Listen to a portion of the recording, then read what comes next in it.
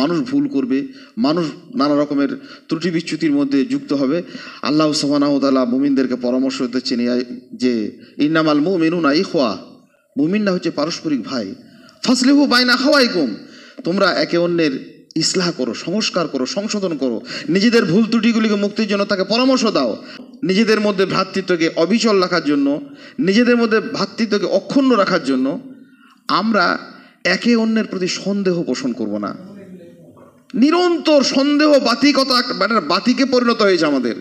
ভালো মানুষ ভালো কাজ করলে সন্দেহ করি, কেউ মসজিদ করলে সন্দেহ করি, কেউ বেশি দান করলে সন্দেহ করি, কেউ বেশি ভালো নামাজ পড়ছে, তাহাজ্জুদ পড়ছে, আরও বেশি বেশি সুন্নাত পড়ছে, নফল পড়ছে, কোনো মতলব আছে? কেন মনের মধ্যে জাগছে? আল্লাহ পাক রব্বুল আলামিন মানব মনের এই দুরূহ জটিলতাগুলি, হৃদয়ের খাঁজে খাঁজে লুকিয়ে রাখা সমস্ত কথাগুলি আল্লাহ কিন্তু জানেন বলে আমাদেরকে সজাগ করে দিচ্ছেন। হে মানুষ, খবরদার তোমরা এটা করো না। যে কাজ যতটুকু আমরা দেখবো চাক্ষুষ, প্রত্যক্ষভাবে যেটা অবলোকন করব, প্রত্যক্ষভাবে যেটা বুঝবো, সেটুকুরই স্বীকৃতি দেবো। কেউ সালাত আদায় করছে তাকে বলবো মুসাল্লি, কেউ বেশি বেশি আমল করছেন তাকে বলবো আলহামদুলিল্লাহ বেশি আমল করেছেন, ভালো লোক। কেউ দান করছেন, আমরা জানবো যিনি আল্লাহ প্রতি তিনি সাদকা করছেন, তার ভালো গুণটাকে ভালো হিসেবে আমরা প্রকাশ করব, ভালো হিসেবে আমাদের হৃদয় স্থিত রাখবো। তার মতলব খুঁজতে যাব না, সে ব্যাপারে আমরা কোনো রকমের সন্দেহবাতিকতা প্রকাশ করতে যাব না। আমরা ভাষার ব্যাপারে, শুধুমাত্র কথা বলার ব্যাপারে 2 বছর 2.5 বছর বয়সে আমরা শিশুরা কথা শেখে, আর সারা জীবন ধরে ঠিক কোন কথাটি কখন বলতে হয় এটা যদি আমরা না শিখি, এই ভ্রাতৃত্ব গড়ে তুলতে পারবো না। একটি কথার আলোকোজ্জ্বল ধারা আকাশে আকাশে মুগ্ধতা দেয় একে, একটি কথার নির্মম কলুষতা সে আকাশ যায় কালো মেঘে মেঘে ঢেকে। একটি কথার আলোকোজ্জ্বল ধারা আকাশে আকাশে মুগ্ধতা দেয় একে। একটি ভালো কথা ঠিক জায়গাতে বলতে পারলে তার সুদূর প্রসারী গভীর একটা ফলশ্রুতি আমরা দেখতে পাই। তেমনি একটি মাত্র কথা নিজেদের পরিবারে, স্বামী স্ত্রীদের মধ্যে হোক, বন্ধু বান্ধবের মধ্যে হোক, কলিগদের ভিতরে হোক, ব্যবসা বাণিজ্যের ক্ষেত্রে, লেনদেনের ক্ষেত্রে একটি মাত্র কথা গোটা সম্পর্কটাকে বিষিয়ে দিতে পারে। এই ব্যাপারে পবিত্র কোরআন এবং সুন্নাতে অনেক সুন্দর নীতিমালা আমরা বারবার শুনি, কিন্তু আমরা এই ব্যাপারে সজাগ হই না, আমরা সতর্ক হই না। এই কথাগুলি বলবো যে কথাগুলি আল্লাহ সুবহানাহু ওয়া তাআলা আমাদেরকে আদিষ্ট করেছেন, আর সেই কথা বলবো না যে কথা কখনোই বলবো না, সেটা হচ্ছে মিথ্যা। মিথ্যা কথা এমন একটি কথা যা আমাদেরকে কইতে ভালো লাগে, সইতে কেউ পারি না। এত ভালো লাগে আমরা নিরন্তর বলে যাই, কিন্তু কোনো মানুষ আমার ব্যাপারে এতটুকু মিথ্যা যদি কেউ বলে, সেটা আমি সইতে পারি না। যা সইতে পারি না তা কইতে যাবো কেন? একজন বড় মানুষ বলেছিলেন, যে কথা তুমি সইতে পারো না, কখনো ভালো লাগে না নিজের জন্য, সেটা আমরা বলতে যাই কেন? কিন্তু যে বিষয়ে আমার কোনো কৃতিত্ব নেই, কেউ খুব দেখতে ভালো, কারোর শারীরিক কাঠামো খুব মজবুত, কেউ লম্বায় হয়তো অনেক উঁচু, কারোর অন্যান্য আরও কিছু দক্ষতা আছে, এই সমস্ত জিনিসগুলো সম্পূর্ণ আল্লাহ প্রদত্ত, এই জন্য আমার কোনো অর্জন করিনি। অথচ সেইগুলো নিয়ে ঔদ্ধত্য তৈরি করতে গিয়ে বর্ণ বিদ্বেষ তৈরি হয়েছে। কালো মানুষ আর সাদা মানুষ দুটি আল্লাহর সৃষ্টি। যে কালো হয়েছে তারও কোনো অপরাধ নেই, যে সাদা হয়েছে তারও কোনো কৃতিত্ব নেই। পৃথিবী জুড়ে ভ্রাতৃত্বকে একদম বিনষ্ট করেছে। তেমনি ফর্সা মানুষ, লাল মানুষ, এ ভাষী ও ভাষী, এ দেশি ও দেশি, আরব অনারব, এশিয়া আফ্রিকা, প্রাচ্য পাশ্চাত্য, সারা পৃথিবী জুড়ে যে ভ্রাতৃত্বের অবনমন ঘটেছে, তা মূলত এমন কিছু জিনিসের উপর বেস করে যার জন্য তাদের কোনো কৃতিত্ব নেই, কোনো যোগ্যতা নেই, এটা অর্জিত কোনো সম্পদ নয়। আল্লাহ পাক রব্বুল আলামিন পবিত্র কোরআনে স্পষ্ট করছেন, তোমাদেরকে সৃষ্টি করেছি একটি মাত্র মানুষ থেকে, একটি পুরুষ এবং একটি নারী থেকে তোমাদের তৈরি হয়েছে, তোমাদের সৃষ্টি হয়েছে, এবং বিভিন্ন গোত্রে বিভিন্ন সম্প্রদায় তোমাদেরকে আমি বিভক্ত করেছি বিভিন্নভাবে। এটা কেন? তাআরাফু, তোমাদের পরিচিতির জন্য। একে অন্যের জেরক্স করা হয়নি, একে অন্যের অনুরূপ করা হয়নি। বিভিন্ন মানুষকে, কাউকে লম্বা, কাউকে বেঁটে, কাউকে ফর্সা, কাউকে বিভিন্ন জনকে বিভিন্ন ভাষী, কিন্তু ভালো মানুষের নিরিখের মানদণ্ড হচ্ছে ইন্না আকরামাকুম ইনদাল্লাহি আতকাকুম, তোমাদের মধ্যে সেই তো ভালো, সবচেয়ে ভালো যে আল্লাহকে বেশি ভয় করে, যে বেশি পরেশগার, যে বেশি মুত্তাকি, যে বেশি সৎশীল, সেই লোকটি। আমরা এই নিরিখেই ভালো মানুষের মানদণ্ড নির্ণয় করব, নিজে ভালো মানুষ হব, চেষ্টা করব নিরন্তর, আর নিজেদের মধ্যে সমস্ত ভ্রাতৃত্ব বিরোধী কাজগুলি থেকে অপসারিত হওয়া, ভ্রাতৃত্বর গঠনের কাজে নিজেদেরকে মনোযোগী হওয়ার চেষ্টা করব। আল্লাহ পাক রব্বুল আলামিন আমাদেরকে সার্বিক তৌফিক দিন। আল্লাহুম্মা আমিন। আলহামদুলিল্লাহ নাহমাদুহু ওয়া নাস্তাঈনুহু ওয়া নাস্তাগফিরুহু ওয়া নাউযু বিল্লাহি মিন শুরুরি আনফুসিনা ওয়া মিন সাইয়্যাতি আমালিনা من يهده الله فلا مضل له ومن يضلل فلا هادي له وأشهد أن لا إله إلا الله وحده لا شريك له وأشهد أن محمدا عبده ورسوله أما بعد فإن خير الحديث كتاب الله وخير الهدي هدي محمد صلى الله عليه وآله وسلم وشر الأمور محدثاتها وكل محدثة بدعة وكل بدعة ضلالة وكل ضلالة في النار أعوذ بالله من الشيطان الرجيم بسم الله الرحمن الرحيم يا أيها الذين آمنوا اتقوا الله حق تقاته ولا تموتن إلا وأنتم مسلمون يا أيها الناس اتقوا ربكم الذي خلقكم من نفس واحدة وخلق منها زوجها وبث منهما رجالا كثيرا ونساء واتقوا الله الذي تساءلون به والأرحام إن الله كان عليكم رقيبا يا أيها الذين آمنوا اتقوا الله وقولوا قولا سديدا يصلح لكم أعمالكم ويغفر لكم ذنوبكم ومن يطع الله ورسوله فقد فاز فوزا عظيما সম্মানিত উপস্থিতি, মহান আল্লাহ আমাদের প্রতি অনেক অনুগ্রহ করেছেন।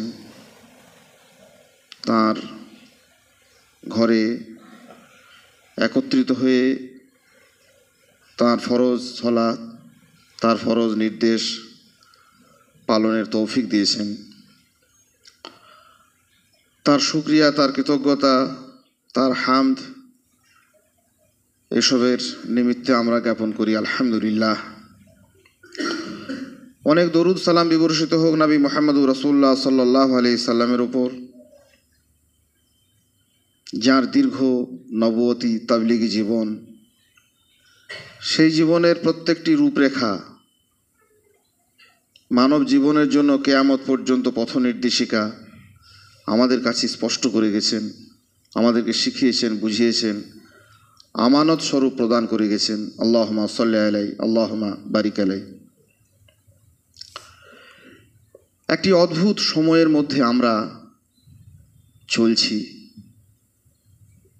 এমন একটি অদ্ভুত অন্ধকারময় সময় আমরা নিজেদের মধ্যে যাপন করি, যেখানে কোনো কিছুতেই বিশ্বাস হতে চায় না, কোনো কিছুকেই খুব একটা বিশ্বাসের জায়গা বলে আমরা মনে করতে পারি না। কোনো ভালো কিছু, কোনো বিশ্বস্ত কিছু, ন্যায়নিষ্ঠ কিছু, যা কিছুই ঘটুক না কেন, তার ভিতরেই কোনো সন্দেহের বীজ আমরা দেখতে ভালোবাসি। আধুনিক জীবনের এই চরম ব্যর্থতার গ্লানি প্রত্যেকটি মানুষই কম বেশি আমাদেরকে কুরে কুরে খাচ্ছে। একটি মহৎ কাজ আমাদের সামনে ঘটছে, একজন মানুষ দান করছেন, একজন মানুষ ভালো ইবাদত করছেন, আরও অন্যান্য কোনো ভালো কাজ করছেন। পাশের মানুষটি যতক্ষণ পর্যন্ত না কোনো একটা ত্রুটি বিচ্যুতি দেখতে পাবো, ততক্ষণ আমাদের মনটা যেন স্থায়ী হতে চায় না। একটা ভিখিরিকে একটা লোক খুব আনন্দ করে 50 টাকা দিয়ে দিচ্ছে, চোখ তুলে সবাই অবাক হয়ে তাকাচ্ছে। অসংখ্য মানুষ দিচ্ছে না, তাতে কিছু যায় আসে না। একজন মানুষ দিল, একটু বেশি দিল, একটু উদারতার হাত বাড়ালো, মানুষ সন্দেহের চোখে দেখে কোনো মতলব আছে হয়তো। মসজিদ, মাদ্রাসা, মক্তব, দ্বীনি কাজ, হাজারো রকমের ভালো কাজ যাই দেখি না কেন, কোনো কিছুতেই যেন বিশ্বস্ততার একটা জায়গা আমরা খুঁজতে চাই না। এর বড় কারণ পবিত্র কোরআন মানুষের হৃদয়ের সমস্ত নারী নক্ষত্র আল্লাহ ভালো জানেন, আল্লাহ মানবের স্রষ্টা, তিনি স্পষ্ট করেছেন। ঠিক মূলত কোন কারণগুলির ভিতর দিয়ে আমরা এমন একটি সময়ে এলাম, এমন একটি জীবন আমাদের জন্য বেছে নিলাম, এটা মানব জীবনের প্রথম দিন থেকে কিন্তু ছিল না। যে জিনিসটির অভাবে আমাদের এই অদ্ভুত পরিস্থিতি তৈরি হয়েছে, ভ্রাতৃত্বের, ভালোবাসার, সম্পর্কের, মমত্ববোধের যেন চিহ্ন মাত্র যেন আমাদের নেই। ইল্লা মাশাআল্লাহ, আল্লাহ যাদের প্রতি রহম করেছেন। স্বতন্ত্র কিছু মানুষ যুগে যুগে থাকবে, কিন্তু সার্বিকভাবে পরিসংখ্যানগতভাবে এই বিষয়টা এতটাই বেড়ে গেছে, 5 জন বন্ধু, 5 জন নিবিড় সম্পর্ক তাদের মধ্যে, একসঙ্গে তারা থাকেন, বসবাস করেন, একজনের আড়াল আরেকজন হলেই সঙ্গে সঙ্গে শুরু হয়ে যায় তার নামে দ্বিচারিতা। আমরাই করি, কেন করি? এটা তো মানব জীবনের মৌলিক ভিত্তি ছিল না। মানুষের জীবনের ভিত্তি ছিল ভ্রাতৃত্ব, একে অপরের প্রতি গভীর মমত্ববোধ, সন্দেহ নয়, এক গভীর প্রত্যয় ছিল মানুষ মানুষের প্রতি। আর সেই করে আদম আলাইহিস সালাতু ওয়াত তাসলিম থেকে নিয়ে যুগে যুগে মানুষ যে পৃথিবীটি আল্লাহ সুবহানাহু ওয়া তাআলা মানুষের দ্বারা এই পৃথিবীতে বাসযোগ্য ভূমি, চাষযোগ্য জমি, এই যন্ত্রপাতি, এই কলকারখানা, একটার পর একটা সব আদমের সন্তানরাই তো করলেন। চাকা আবিষ্কার করলেন, যানবাহন আবিষ্কার করলেন, স্থলপথ হলো, জলপথ হলো। মূল একটা ভিত্তি তাদের মধ্যে একটা সোর্স ছিল, সেটা হচ্ছে ভিতরে ভিতরে অন্তশীলা নদীর মতো ভ্রাতৃত্ব ছিল, ভায়াচারী ছিল। এক মানুষ আরেক মানুষের জন্য ভাইরাস নয়, ভাই ছিল। এই ভাই থেকে ভাইরাস হয়ে যাওয়ার যে একটা অন্তর্লীন ইতিহাস, এটি আল্লাহ ভালো জানেন। আমাদেরকে সেই জন্য সতর্ক করেছেন, সজাগ করেছেন যে তোমরা ভাই ছিলে, তারপর তোমরা এমন অবস্থার সৃষ্টি হয়ে গেল তোমাদের মধ্যে যে তোমরা একে অন্যের যেন ভাইরাসের মতো হয়ে গেল। প্রত্যেকটা জায়গাতে এত সন্দেহ, এত অবিশ্বাস, এত গ্লানিকর পরিবেশ, মানুষের সুস্থতার জন্য যা কোনো মুহূর্তের জন্য সহনীয় নয়। যুগে যুগে নবী রাসূল আলাইহিমুস সালাতু ওয়াত তাসলিমের দিকে তাকালে দেখতে পাবো এই পৃথিবীতে আগমনের হেতু হিসাবে আল্লাহ একটি কথা বলেছেন, সেটি হচ্ছে লিমাখতালাফু ফীহ। যে বিষয় নিয়ে তারা ইখতিলাফ করত, যে বিষয় নিয়ে তারা মতানৈক্য করত, সেই বিষয়ের নিরসন করে দেওয়া নবী রাসূলদের একটা বড় মহৎ কাজ ছিল। বিশেষভাবে এই বিভেদটা মানব জাতির যখন শুরু হয়েছিল, সেই বিভেদের মূল লেখা ছিল মূলত তাওহীদ এবং শিরকের বিভেদ, আল্লাহকে মেনে নেওয়ার না নেওয়ার বিভেদ, আনুগত্য এবং বিরোধিতার বিভেদ, আল্লাহকে ভালোবাসার, তার ইবাদত করার এবং ইবাদত না করার বিভেদ। এই বিভেদটা, এই বিভক্তিটা, এই মতবিরোধটাকে ঘোচাতেই নবী রাসূল আলাইহিমুস সালাতু ওয়াত তাসলিমদের আগমন ঘটেছে পৃথিবীতে। বিভক্তি নিরসনের জন্য, বিচ্ছেদ উচ্ছেদের জন্য, মতবিরোধকে পৃথিবী থেকে বিলুপ্ত করার জন্য। আল্লাহ সুবহানাহু ওয়া তাআলা নিজেই পরিষ্কার করে দিয়েছেন মানুষের কাছে, কানা নাসু উম্মাতান ওয়াহিদা। মানুষ প্রথমে একটাই জাতি ছিল, কিন্তু যখন তারা বিরোধিতা করলো নিজেদের মধ্যে, আপোষের মধ্যে মতপার্থক্যের সৃষ্টি হলো, যদিও এই মতপার্থক্য মূলত তাওহীদ এবং শিরক কেন্দ্রিক, সেই বিরোধকে নিষ্পন্ন করার জন্য আল্লাহ সুবহানাহু ওয়া তাআলা নবী রাসূল পাঠালেন। ফাবাতাল্লাহুন নাবিয়িনা মুবাশশিরিন ওয়া মুনজিরিন। আল্লাহ পাক রব্বুল আলামিন স্থির করলেন যে তোমাদের মধ্যে এইরকম মতবিরোধ যদি থাকে, তাহলে তোমাদের অবস্থান কি হতে পারে। নবী রাসূলরা এসে সেটা স্পষ্ট করলেন। এই মতবিরোধ থেকে যদি তারা মুক্ত হয়, তবে তাদের জন্য জান্নাত আছে, সেই জান্নাতের সুসংবাদ দিলেন। যদি বিরোধিতাটাই তাদের শেষ কথা হয়, তাহলে তাদের জন্য ভয়াবহ শাস্তি আছে, সেই শাস্তির জন্য তারা নবী রাসূলরা সতর্ক করলেন। দেখুন, শুধু শেষ নবী মুহাম্মদুর রাসূলুল্লাহ সাল্লাল্লাহু আলাইহি সাল্লাম এই বিরোধ বিভক্তি শুধু যে শিরক তাওহীদের বিরোধিতাটাকেই তারা নিষ্পন্ন করেছেন তাও নয়, সমস্ত রকমের বিরোধিতা, সমস্ত রকমের ভ্রাতৃত্বহীনতার বিরুদ্ধেই নবী রাসূলুল্লাহ কাজ করেছেন। মুহাম্মদুর রাসূলুল্লাহ সাল্লাল্লাহু আলাইহি সাল্লামের মহৎ যত কীর্তি আছে, একেবারে নিখুঁত নিরপেক্ষ দৃষ্টিতে যদি যে কোনো শ্রেণীর মানুষ তাকিয়ে দেখেন, তার একটা মহান কীর্তি হচ্ছে আরবের তদানীন্তন সময়ের বিবদমান, নিজেদের মধ্যে ঝগড়া ঝাঁটি, ফাসাদ, দ্বন্দ্ব, যুদ্ধ, কলহ, এতে যারা জর্জরিত হয়েছিল তাদেরকে একটি ছাতার তলায় নিয়ে আসা। শুঁয়োপোকার মতো কিলবিল করতে বেড়াতো হিংস্রতায় যারা, তাদেরকে প্রজাপতির মতো ডানা মেলে উঠতে শেখানো। ভয়ঙ্কর কীট হয়ে যারা একে অন্যের দস্যু ছিল, দুশমন ছিল, মৌমাছির মতো একটা জায়গাতে নিয়ে এসে তাদেরকে বাসা বাঁধতে শেখানো। মুহাম্মদুর রাসূলুল্লাহ সাল্লাল্লাহু আলাইহি সাল্লাম এ কাজ করেছেন। আল্লাহ পাক রব্বুল আলামিন সেই নবীর উপর কোরআন নাজিল করছেন, আর মানব জাতিকে একটা মোক্ষম কথা বলে দিচ্ছেন যে দেখো, তোমরা একটাই বিধান তোমাদের জন্য বেঁচে থাকার জন্য জরুরি, ওয়াতাসিমু বিহাবলিল্লাহি জামিয়া, আল্লাহর বিধানকে আঁকড়ে ধরো এবং একত্রিত হয়ে, বিচ্ছিন্নতার কোনো ওয়ালা তাফাররাকু, বিচ্ছিন্ন হয়ে যেও না কোনোভাবে, এই ভ্রাতৃত্ব থেকে সরে আসার কোনো অবকাশ নেই। ওয়াজকুর নি'মাতাল্লাহি আলাইকুম ইজ কুনতুম আদাআন ফাআল্লাফা বাইনা কুলুবিকুম, আর স্মরণ করো সেই সময়ের কথা যখন তোমরা নিজেরা নিজেদের শত্রু ছিলে। কখন? মুহাম্মদুর রাসূলুল্লাহ সাল্লাল্লাহু আলাইহি ওয়াসাল্লাম আসার আগে আরবের জাতিগুলো ছিল পরস্পরের বিবদমান, যুদ্ধমান, দ্বন্দ্বে, ফাসাদে, কলহে, কোলাহলে একাকার হয়েছিল। আল্লাহ বললেন, দেখো আমি তোমাদের মধ্যে তো আমি প্রীতির সঞ্চার ঘটেছি। নিয়ামাতুল্লাহি আলাইকুম ইয কুনতুম আদান ফাআল্লাফা বাইনা কুলুবিকুম ফাসবাহাতুম বিনিমাতিহি ইখওয়ানা। আল্লাহর পরম অনুগ্রহে তোমরা ভাই হয়েছো। তোমরা তো ভাইরাসের মধ্যে মানে দস্যু হয়েছিলে একে অন্যের, শত্রু হয়েছিলে একে অন্যের।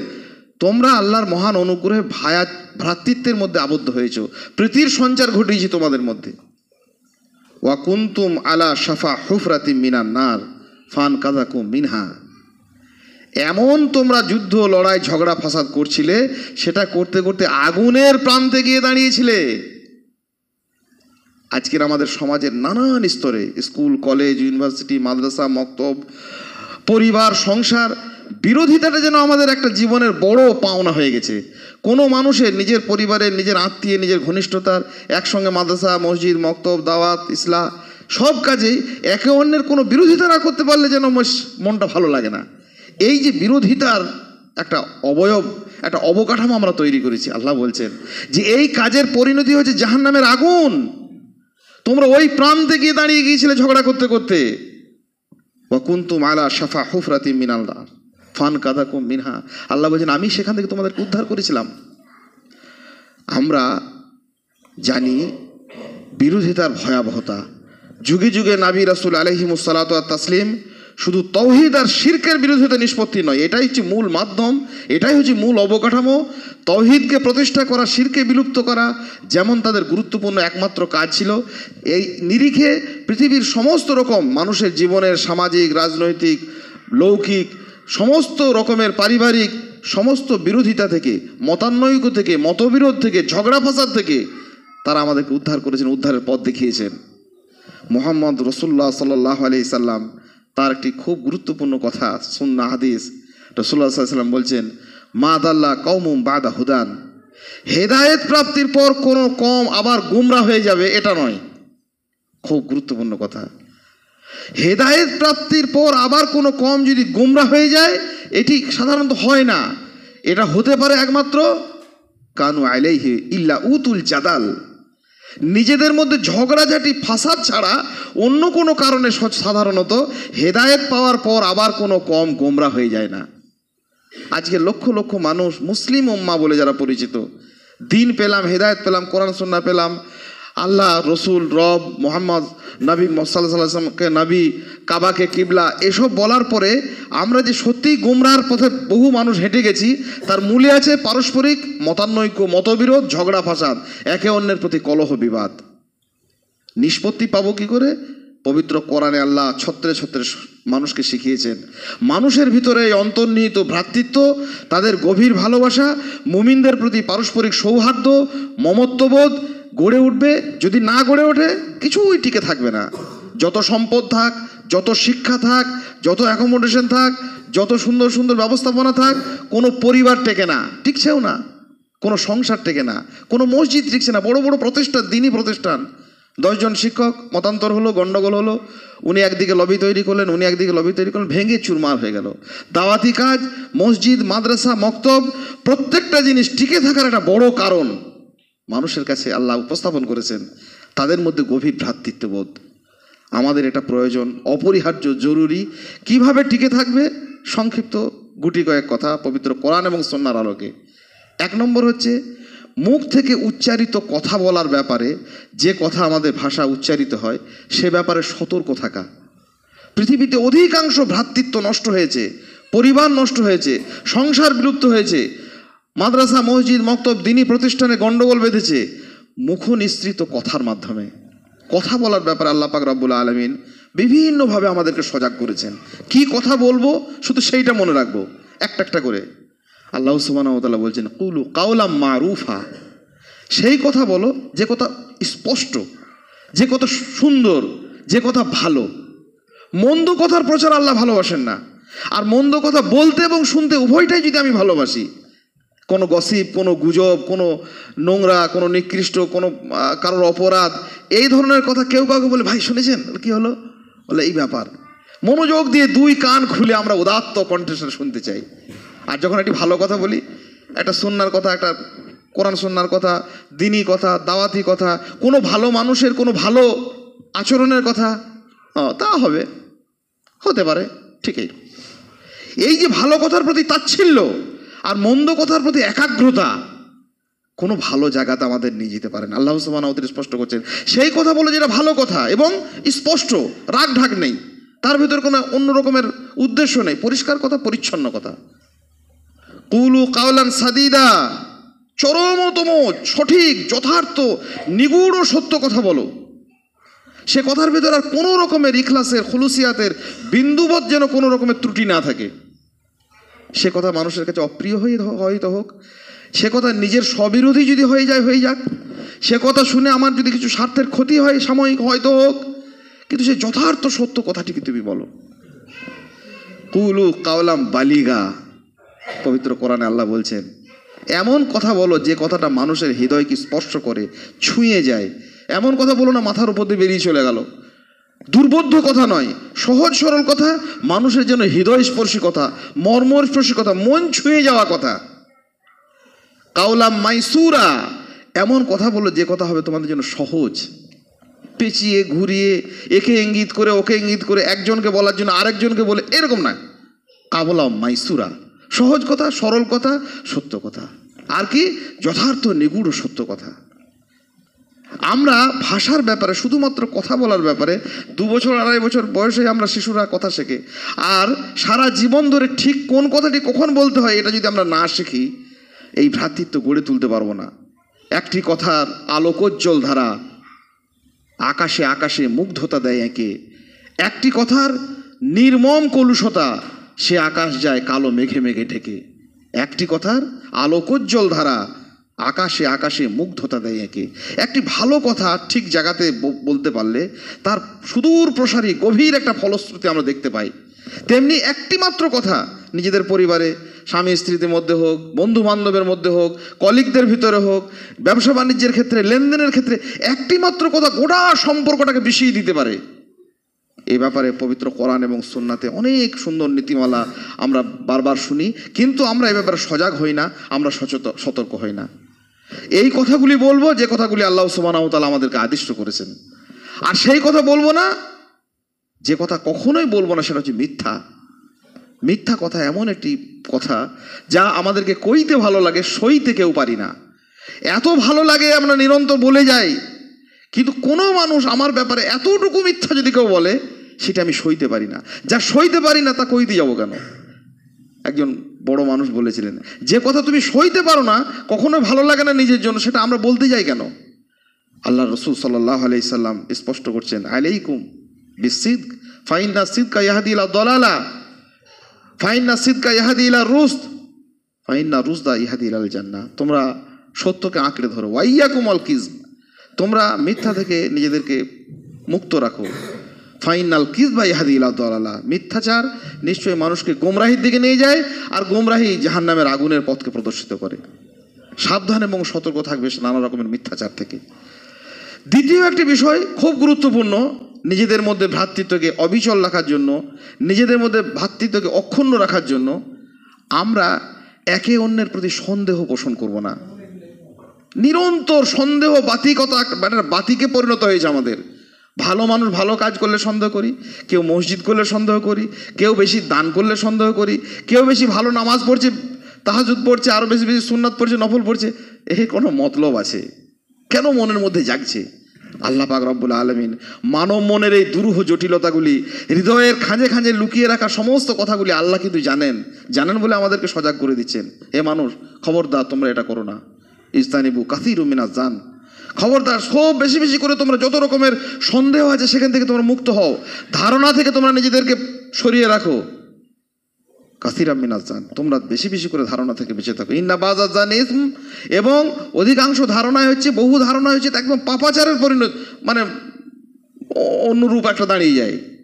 কাজেই আমরা যে কাজ যতটুকু আমরা দেখবো চাক্ষুষ, প্রত্যক্ষভাবে যেটা অবলোকন করব, প্রত্যক্ষভাবে যেটা বুঝবো সেটুকুরই স্বীকৃতি দেবো। কেউ সলাত আদায় করছে তাকে বলবো মুসাল্লি, কেউ বেশি বেশি আমল করছেন তাকে বলবো আলহামদুলিল্লাহ বেশি আমল করেছেন, ভালো লোক।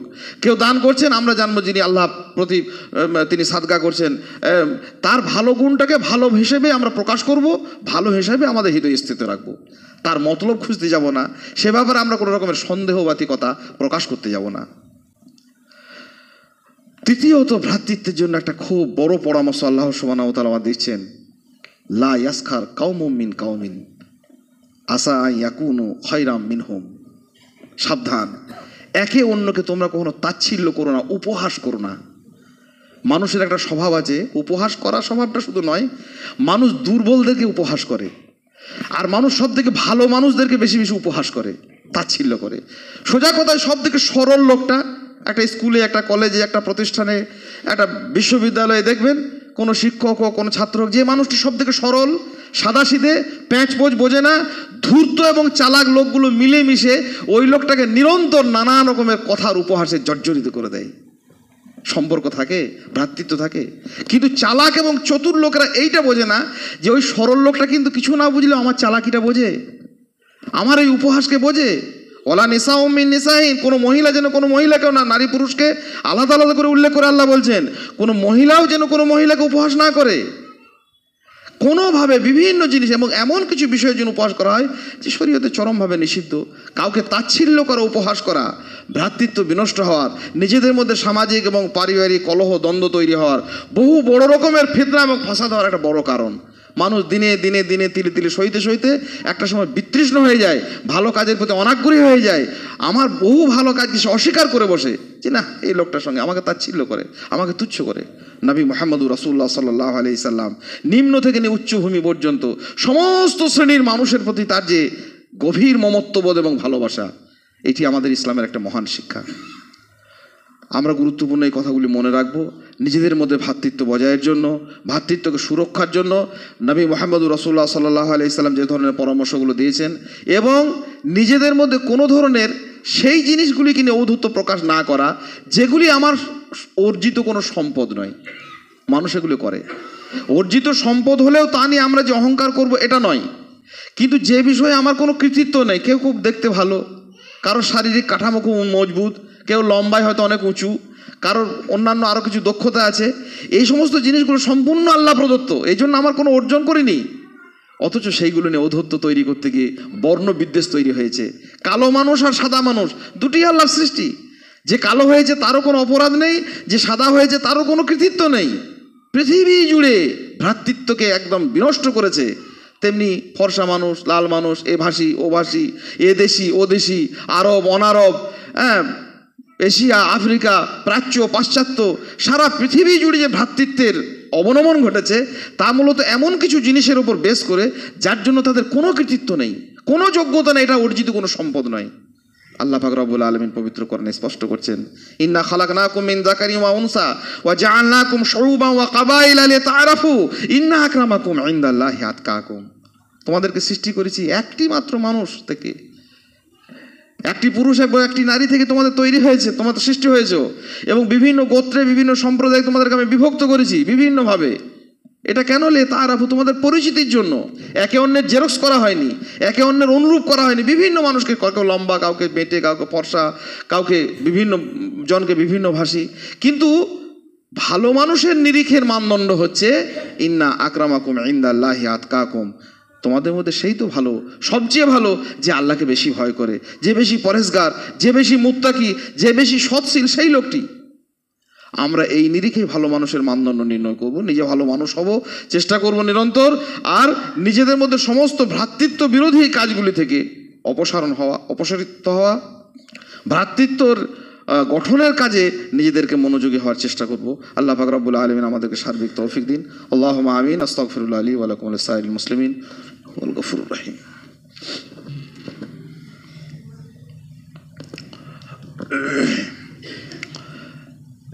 ইন্নাল হামদালিল্লাহি ওয়াহদা ওয়াসসালাতু ওয়াসসালামু আলা মান লা নাবিয়্যা বাদা। ইয়া আইয়ুহাল্লাযীনা আমানুত্তাকুল্লাহা হাক্কা তুকাতিহি ওয়া লা তামুতুন্না ইল্লা ওয়া আনতুম মুসলিমুন। ভ্রাতৃত্ব অবশ্যই বজায় থাকবে। ভ্রাতৃত্ব নতুন করে আমদানি করা কোনো জিনিস নয়। মানব জাতির মূল অবকাঠামোর ভিতরেই ছিল তাদের মধ্যে পারস্পরিক ভ্রাতৃত্ববোধ। শয়তান নিরন্তর কাজ করেছে পৃথিবীতে মানুষের ক্ষতি করার জন্য, মানুষকে জাহান্নামে নিয়ে যাওয়ার জন্য। শয়তান যত প্ররোচনামূলক কাজ করে, সব থেকে বেশি তার কাছে খুশির কাজ, আনন্দের কাজ কোনো দুই মুমিনের মধ্যে মতবিরোধ ঘটানো। কারণ শয়তান জানে যে বিরোধিতা ঘটাতে পারলে, ঝামেলা বাঁধাতে পারলে, এর থেকে অল্প সময়ে সহজে একটা জাতিকে পদস্খলিত আর করার অন্য কোনো পন্থা নেই। আমরা শয়তানের সেই কাজটাকে সহযোগিতা করব? কখনোই না।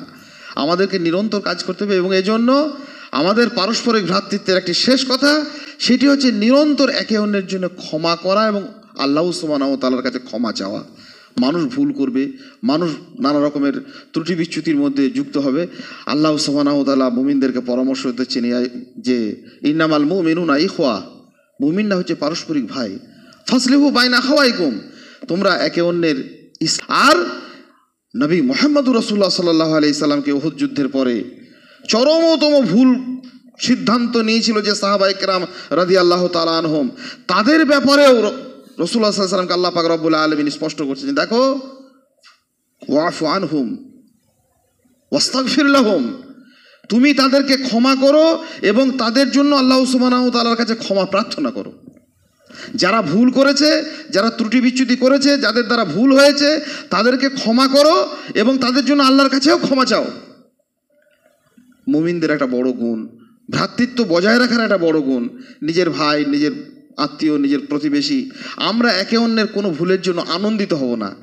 প্রতি মুহূর্তে আমরা হর্ষিত হই। কোনো অপরাধীর অপরাধ দেখে আমরা উল্লসিত হব না।